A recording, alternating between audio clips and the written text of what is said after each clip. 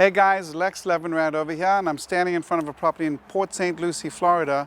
This is a great example of the buy, repair, rent, refinance strategy, right? So this property over here I'm selling right now for $125,000, and I will sell it with a hard money loan of $110,000. So whoever buys this property could put $15,000 down, and I'll give them the loan for the balance. And then the strategy would be to just fix up the property, make it rent ready, put a tenant in place, and then once they got the tenants in place, go out and get the property appraised. Let's say it appraises for $160,000. The bank will give you 80% of that amount.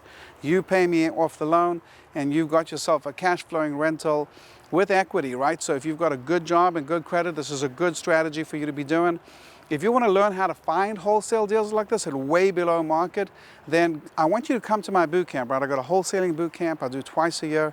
I'm going to go ahead and put a link right down below, and I want you to click on that link and register for a webinar that will show you an intro to wholesaling. And that link is lexlevinrad.com/webinar, and I'll put that down below, and I'll see you on the webinar.